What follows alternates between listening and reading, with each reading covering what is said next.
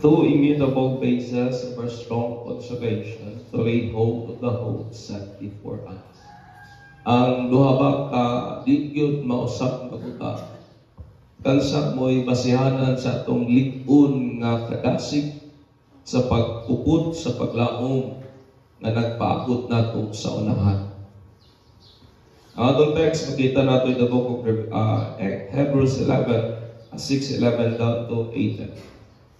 Magbasa ko direksyon o sunod lang po niya.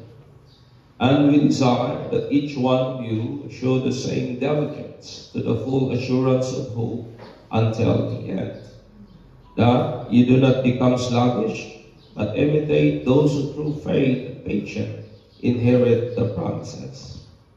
For when God made a promise to Abraham, because he could swear by no one greater, he swore to himself, saying, surely blessing I will bless you, and multiplying I will multiply you. And so after he had patiently endured, he obtained the promise. For men indeed swear by the greater, and an oath for confirmation is for them to end all dispute. Thus God, determining to show more abundantly to the heirs of the promise, the immutability of his counsel, confirmed by an oath, that by two immutable things, in which it is impossible for God to lie, we might have strong consolation, who have fled for refuge to lay hold of the hope set before us. Ang paglaom mo kini ang usa sa pinaka-greatest na driving force sa human life. Usa sa butang nga nagapush ba, pinakalikong pwersa nga nagatukmod, nagapalihok sa tao aning kinabuhian. Diya sa maong paglaom mga igsoon o tungod kay nagalaom lagi tao og mas maayong kalibutan, kan sa atong kalibutan karon or currently shifted kana bitaw na usab pa ang dagan sa kinayahan tungod aning man-made climate change. Ang climate change igsoon dili na natural, it is man-made. Tungod na sa human activities, hinungdan nga na-shift o na-usap ang klima nato mga igsoon. Mao atong ginasinapti karon tumang inita. Tungod sa nagtinguha lagi tag mayong kalibutan, mao na ang mga scientists atong panahon karon funded sa mga wealthy nga mga nasod na sila sa pagdali-dali ba sa pagpangita o alternative or cure or solution ba aning atong nagkainit nga planeta mga igsoon. In hope usab sa supremacy, laom po lagi sila nga mahimo silang labaw, wala ang Japanese po ilang invade ang atong pinanggang nasod during sa World War II. O tungod na silang desire nga mo-expand ang ilahang nation, my friend. O uban po sa paglaom na i-end o tapuson ba ang gera, ang United States of America nag-build sila o atomic bomb kasi po ang ilang intention to end the war, tapuson ang gera. So pilay dagan sa istorya, na-invent nila ang atomic bomb, duha ka buo, o ilaha ka nang i-detonate ngadto sa duhang nasod sa Japan, ang Hiroshima o ang Nagasaki, o ki-estimating that around 129,000 to 226,000 ang namatay o mostly civilians mga igsoon. And that is in hope of ending the war. Naglaom sila nga undamon na ang gira pang kalibutan ba? Wala na nag-try sila ng atomic bomb. O tunood man, humanana, naundang yun ang gira mga igsoon. Kita man usap, may mga butang man usap kitang ginalauman. Sa paglaom nato sa mga mayang butang para sa atong mga mahal sa kinabuhi, kinabuhat nato ang butang o sa atong ginabuhat karon. Without hope, my friend, life loses its purpose and becomes mere survival. Kung wala galing paglaom, ang katuyuan sa kinabuhi, you will lose it. Kawad ano purpose ug tumong ang kinabuhi, O ang kinabuhi, mahimo na lamang survival. Murag wala na kalaingan ba sa mananap. Ang imong gusto mo kaon, mabuhi na lang. So, kaya wala butang nga nag-drive nimo sa pagbuhat sa butang nga unta ang iyang pagkabuhat. Kita nga mga tao, created ta after the image of God, ug nagapossess ng capacity sa paglaom. Amen. Ikaw may kapasidad ka sa paglaom nga nag-set apart nato ikan sa mga mananap, katansang ang mga mananap driven solely by instinct. Ang mga mananap, ang nag-drive lang nila na instinct lang na makadaog, makakita sila o kanang pray, makakaon sila, makasurvive sila, and that's all, my friend. Pero kita ng mga tao lahi ta, kay may kapasidad kita sa paglaom. Amen. Inanay mong tapat, may kapasidad ka sa paglaom. Amen. However, ang biblical nga hope, mga igsoon, lahi siya kaysa worldly nga paglaom or wasteful nga thinking. Kanabitang murag unta, ingana ba? Kanabitang muraog, unta ing-aning mahitabo, unta mauli ang mahitabo. Ang biblical nga hope is a confident expectancy of what is sure and certain. That is biblical hope. Kanabitang kumpiyansa ka, confident pagit ka, nga mahitabo na ba? Of what is sure and certain. Kung unsa gitong tinuod, unsa gitong sigurado, and which we must patiently wait. Mao na ang atong ginapailuban o paabot, mga igsoon. Ining mong paglauma is rooted in the resurrection of Jesus Christ. Ining mong paglauma, nakaangkor, nakaangkla ni siya sa pagkabanhaw yun ni Jesus gikan sa mga patay. Without Jesus Christ, life would be hopeless. Kung wala doon si Kristo, mga igsoon, ang kinabuhi nato wagi paglaom. But diha kang Kristo, life becomes full of hope. Amen. Muna nga kung naaka kang Kristo, ang imong kinabuhi, puno yun sa paglaom. Sa libro po sa Hebrews, ang writer, waman gistate, kung kinsa kay writer sa Hebrews, ihang ge-urge, o iha bitaw tang gidasig pa. Iya bitaw tang kanabitang gitukmod pa sa paghupot sa paglaom nga naas sa unahan that was set before us. Og nining duhang likong basihanan nganong ditakangay kawat ang paglaom mo kining saad og ang oath sa Ginoo, which is ang ato ang likong consolation o ang atong likong pagdasig o encouragement pa sa kung unsa man ang butang nga ato bang ginaatubang sa kinabuhi, mga igsoon. Duhang butang ni. Una, the immutable promise of God. Ang dikyod nagakausap nga saad sa Ginoo. Ang writer, iyang gi-encourage kita nga maghatag ta to show, and that is to give a visible fruit, implies or appeal to hope that springs from the given promise of God. Ingon pa niya nga ipakita ninyo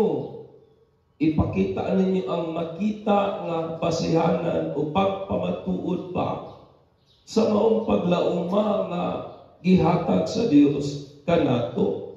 Unsa may atong ipakita, ingin pa niya, diligence, kining paggugi, and that is mga attitude that leads us to action. Mga gawing pamatasan na muhatod nato sa paglihok o pagbuhat to do something with intense effort and motivation, with quick movement and is opposition to attitude of slothfulness. Pagkakugi ba mga kinaiyahan nga nagahatod nimo sa paglihok, kinaiyahan nga dili bitaw lang ayan, kinaiyahan nga sukwahi kaysa aning kapulan, mga igsoon. Kung sa purpose niya, aron nga dili ta mahimong sluggish, dili ta mahimong lackadaisical. It means di ta mahimong takulan, di ta mahimong pang idol, di ta mahimong walay paki mga igsoon. On imitating, it means the positive imitation nga nagsukat o nagtubod sa imuhabang admiration sa kung kinsa man ang tao o kinsa man ang person worthy of emulation. Tanawa ninyo, kinsa man diri nato ang nag-admire sa kanibang mga Korean nga mga telenovela. Di ba ang mga Korean nga telenovela, hilig kay mga crop top, hilig kayo katong mga katubitaong mga aesthetic nga mga attire, kasi gina-admire nimo sila. And that is the word imitation. Imo bitang ginaawat out of admiration. Wala kung ang taong tinuod nga iyang yung gina-admire si Jesus as who He is. Kanang tawhana iyang yung sunon si Jesus. Wala nga kung atong gina-admire si Jesus as being a good man, sunon nato ang iyang pagkamayong tao. Amen. Kung atong gina-admire si Jesus sa iyang pagiging pasensyoso, atong sunon ang iyang pagiging pasensyoso. Amen. Kung atong gina-admire ang pagkabuutan ni Jesus, ato yun pong sunon ang iyang pagkabuutan. That's why ang writers sa Hebrew, aron dili ta mahimong tapulan sa pag-imitate, sa pag-awat ba, pagsuon ba. Ingon pa niya, those who through faith and patience inherit the promises na pinagi pa sa pasensya, pagtuo, ilang naangko ng saan. On the basis aning duha ka, wa gyud mausa nga butang. Kansang mo'y basihanan sa atong likod nga pagdasig o kadasig mga igsoon. Ang pagpangalagad sa Ginoo dili lang siya tinukod sa tawhanong pagpati. Kaya kung ang atong pagpangalagad sa Ginoo nag-agad lang, diha ko kay ma-entertain ko, diha ko kay ganahan ko, I will tell you my friend, di gyud ka makalahutan. Ang pagpangalagad sa Dios, it needs commitment. Amen. I-define ni Vines ang word po nga promise kasi naikalainan ang saad o ang oath. Ang saad, mao kani siya, is a gift graciously bestowed, not a pledge secured by negotiation. Ang promise po, butang nga, ihatag lang yun pa. O wala ni mo maangkon pinagi sa negosasyon or sabot. Eh kung naay nakalambigit nga sabot or agreement, that is not a promise. Amen. So ang saan, ihatag lang out of kanakitang grace, not a pledge secured by negotiation. Upon kini nga mga saad, my friend, is only inherited through faith and patience. Kining maong saara, maangkon lamang pinagi sa pagtuo o pasensya.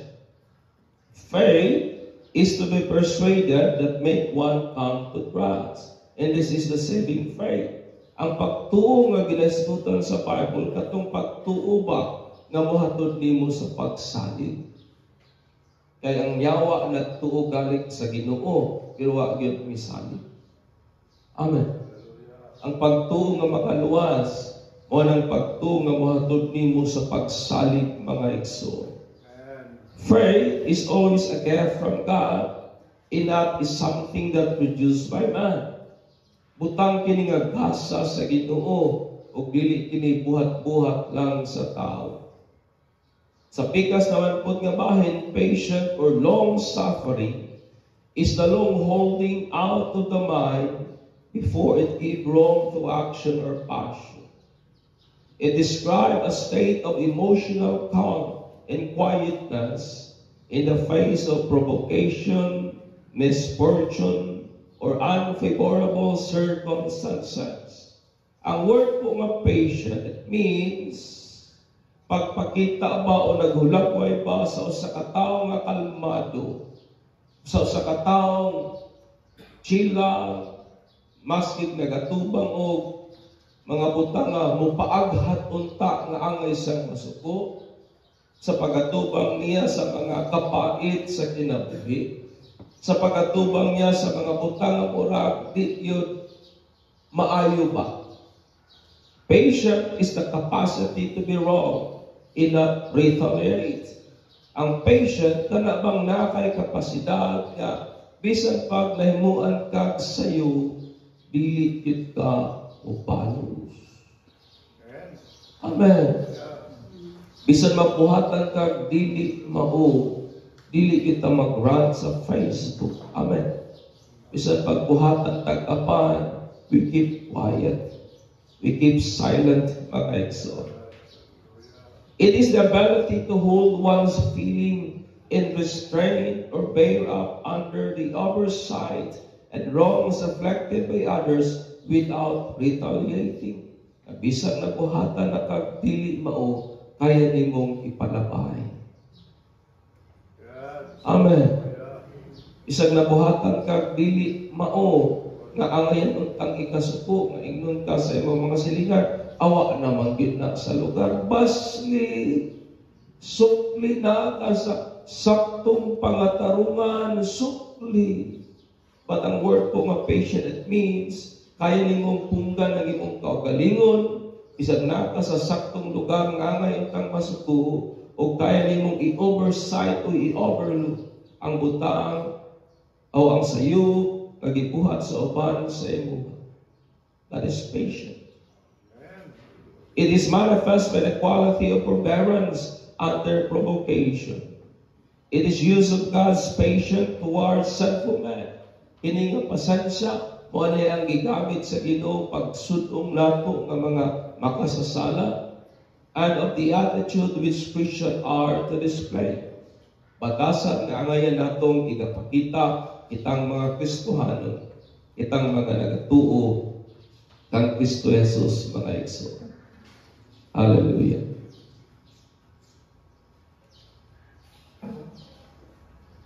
Wa gyoy makalabaw sa Ginoo. Amen. There is absolutely nothing greater than God. And that is why He solemnly swear to Himself regarding His promise to His people.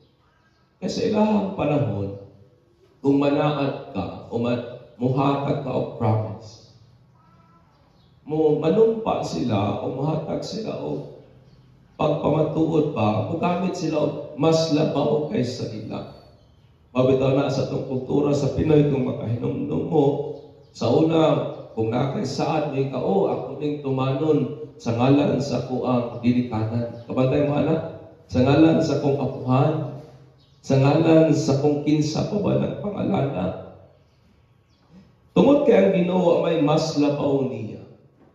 Mo nang sa dihang nihimo siya saad, nanumpa siya sa iyang kaugalingon, nanaat siya sa iyang kaugalingon, kabahin sa saad niya ngadto sa iyang mga tao. And we can wholeheartedly trust in His word because God simply cannot lie. Amen. Ganun makasalig ta sa iyang saad, gawas nga yang saad, wa gyud mausa, ug ang Dios usab mga igsuon di gyud makapamakat. Amen.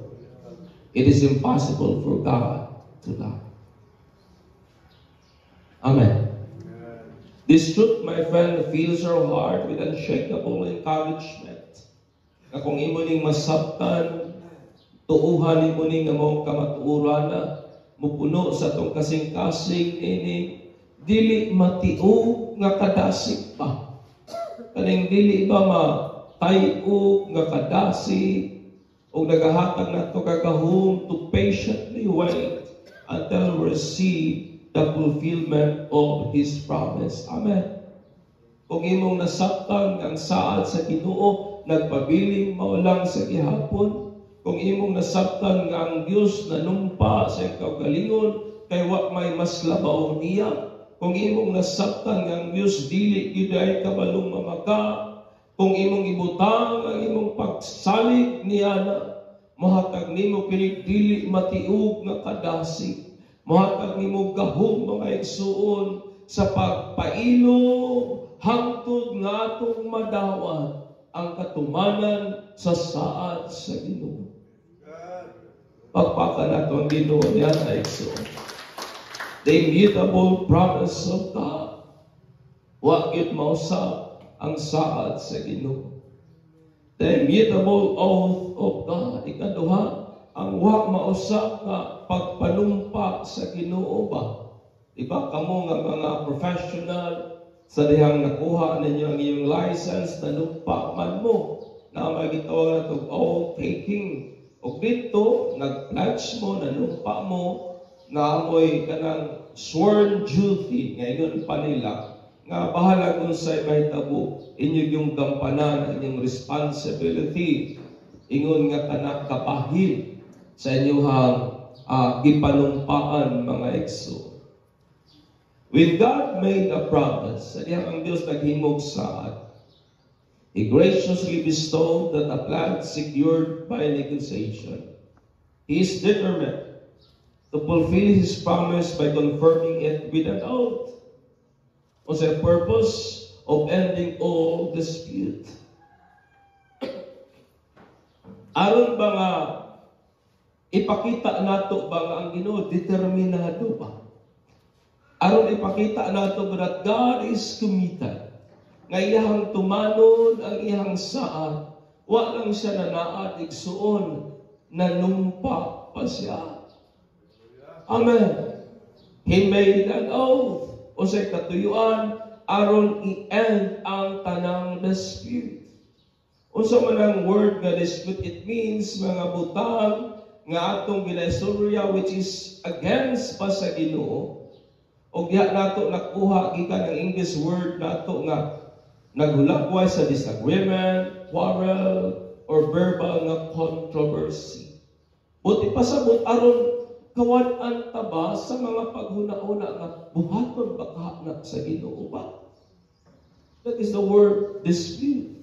Kanang mga panghuna-una o mga pagbati ba nga nagahatod nimo nga diin i-question nimo kung buhaton ba kaha sa Ginoo ang iyang giingon.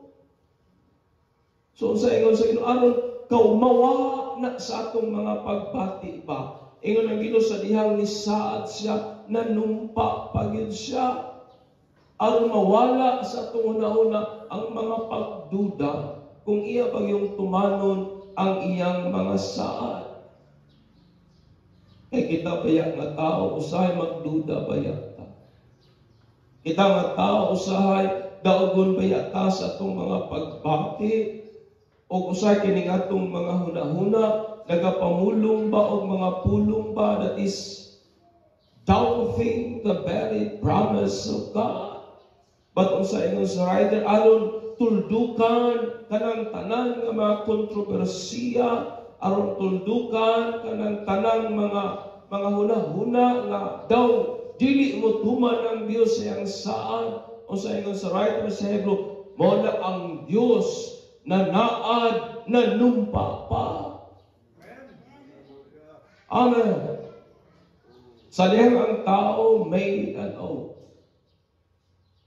Sa dihang ang tao naghimo og saad mga igsoon o panumpa.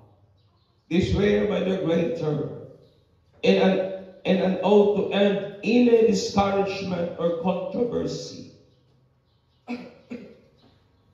When God made a promise, because there is no greater than Himself, He swore to Himself, wa may mas labaw niya, o nanaad sa kaugalingon. He did not swear only to Himself, He also made an oath for confirmation. Nanumpa pud siya, aron pagkonfirma ba, that is to validate, paghatag na to garantiya, that God is determined to fulfill His promise. That is the word determined. That is the word confirmation. Nga Ginoo naghatag siya pagpamatuod pa iyang i-validate o kamo maduha-duhaon kay mo sula ang proof na kining pagpamatuod nako nga determinado ko nga tumano ng akong saad nga nakaliyo o kung sa inyo sa Ginoo nanaad siya, nanumpa siya sa iyang kaugalingon. That he is determined to fulfill his purpose.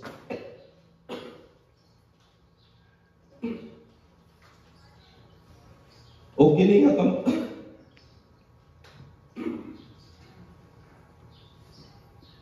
kini nga kamaturan mga igsoon give us strong encouragement to continue in the faith and endure patiently until we possess the promise. Amen.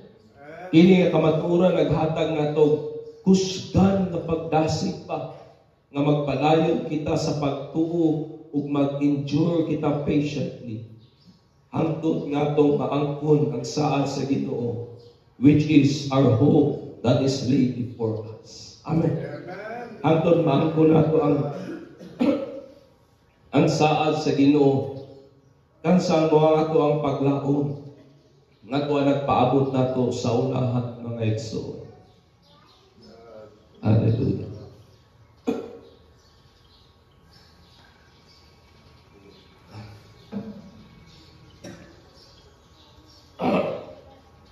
When men made an oath, these were by greater and an oath and disagreement and controversy. This profound truth, my friend, kining maong kamatuoran, fills us with immense enthusiasm and serve as a powerful encouragement. Mangutana ko ninyo, kung sa may nagadasig ninyo sa pagpadayon sa pagpangalagad sa Ginoo. O sa may nagadasig nimo, nganong nagapadayon ka, nganong nagapailog ka, nganong nagalahutay ka. Ang butang nga nagadasig nato that gives us a powerful encouragement is kining paglaom nga nagpaabot nato sa unahan. Kung ang nagadasig lamang nimo blessing, kung nagadasig lamang nimo butang nga swak sa imong panglasa, kung nagadasig lamang nimo kwarta, kung nagadasig lamang nimo gwapo nga worship, kung nagadasig lamang nimo igsoon gwapo nga sermon, kung nagadasig nimo imong tapat sa bangko, I will tell you my friend, dili na maghatag nimo og tanak bitaw kusog na makapadayon jud ka sa unahan. What give us powerful encouragement, labi na sa itong panahon karon, is kanang kaklaro ba sa paglaom, ngayong buot maangkon. Kanang kaklaro ba sa hope, nga buot nimong maangkon mga igsoon. Kanang katinaw ba sa saad sa Ginoo, nga nagpaabot nimo sa unahan, nga maski unsa pa ang mga hagit sa kinabuhi, kanang paglaom wa gyud malubog sa mga pagsulay mga igsoon ug klaro pa gyud para na nimo. Muna mangutana ko karon nimo ning sa iyong kabutagon, klaro pa ba nimo ang butang imong ginalauman? Klaro ba na para nimo ang butang imong ginalauman? Kaysa dihang ang tao may paglaom o nang mahitabo mga igsoon. To persevere in our faith and endure patiently. Kaya kung klaro nimo ang imong paglaom, musalig ka. Kung klaro nimo ang imong paglaom, mula hutay ka. Amen. Kung klaro nimo ang imong paglaom, you will endure patiently.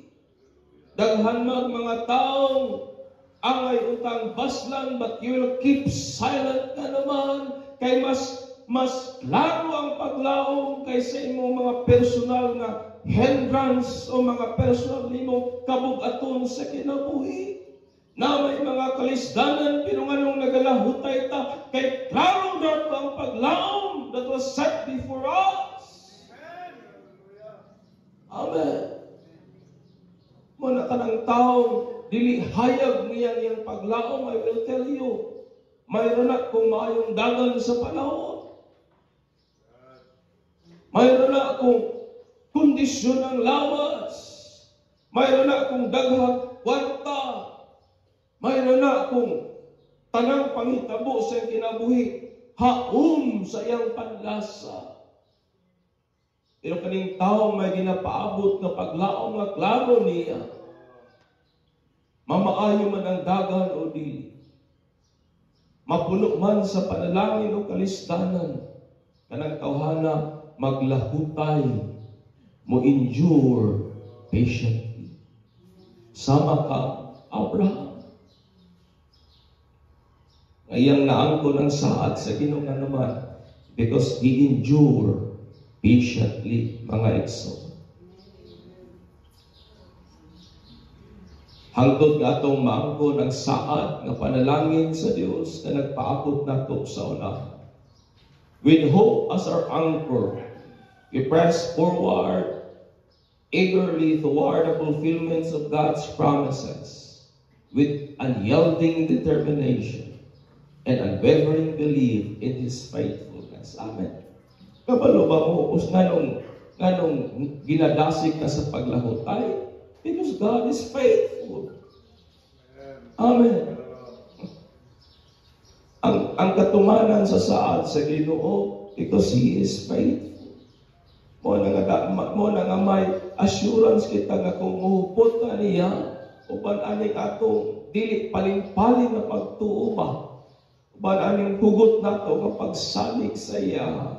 Sa rason nga ang Diyos nga atong gituuhan matinud-anon dili kabalong mamaka nagbabiling maulang sa gihapon.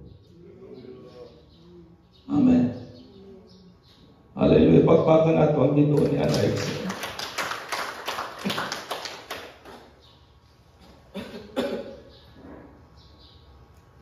The two immutable things that bring forth an overwhelming sense of enthusiasm. Nagahata na ito, naghingapin nga kadasig ba? Kanang pagpanikad bitaw igsoon.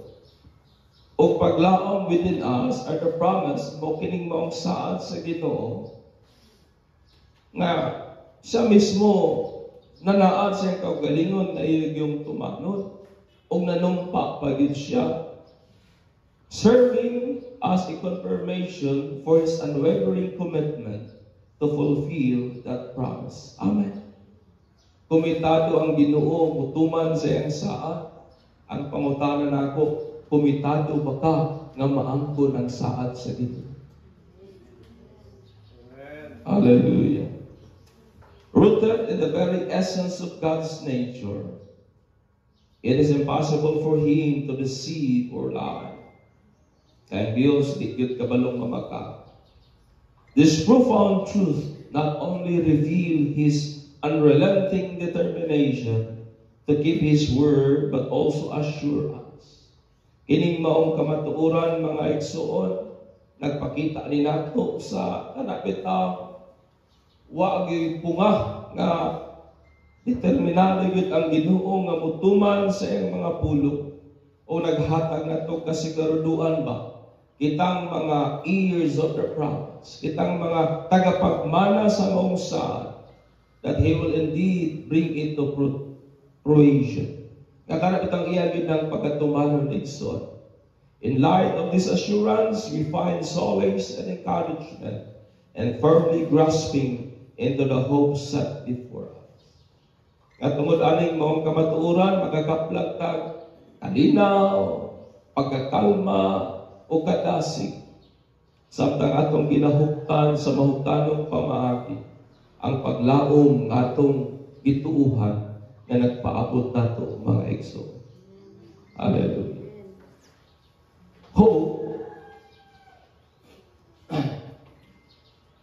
Hope is a confident expectancy that rests upon the firm foundation of the resurrection of Jesus Christ. Mao ginay assurance atong paglaom ang pagkabanhaw ni Jesus.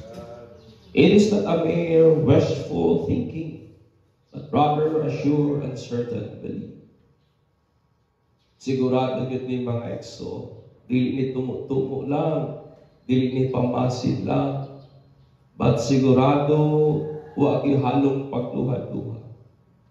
Our hope is rooted in the promises of God, who never fails to fulfill His word. I want you to understand me, my friend. Saan sa Ginoo kang Abraham iyang gituman? Saan sa Ginoo kang Moses iyang gituman? Saan sa Ginoo kang David iyang gituman? Saan sa Ginoo kang Solomon iyang gituman? Mangutan ako ni, nagduha-duha ba ka tumanon po niya yung saan niyo? No? Dili. Di kita to tungod kay God is faithful to His word. Amen. Ang Bible nag-ingon, it is impossible for God to lie. With an unwavering oath, upang atong iyang pagpanumpa, God has declared His faithfulness, making it impossible for Him to lie. Muna akong hakit na itong tanan sa iyong kabuntagon ligsoon. Therefore, let us patiently wait. Await the fulfillment of His promises. Wala na. Magpasensya ta. Amen. Wala pa ta sa langit. Wala pa ta sa kahingpitan sa saan sa Ginoo. That's why we are encouraged by the writers of Hebrew, be patient. Patiently wait. Ang atong trabaho pagulat. Ang atong trabaho pag-endure. Ang atong trabaho pagtuo, pagsalig. Trabaho sa Ginoo ang pagtuman sa iyang saan. Amen. O nang let us patiently wait hangtod nga matuman ang iyang saan. While na nagahulat kaning maong sa ara, nga mahugtanon ang imong pagsalig that God is faithful. Nga nanumpa pagid siya sa kapalingon nga iyang tumanon ang iyang saan. Maghatag kanina to kusog ug kadasig that comes from knowing that we can firmly grasp into the hope set before us until we obtain what He has promised.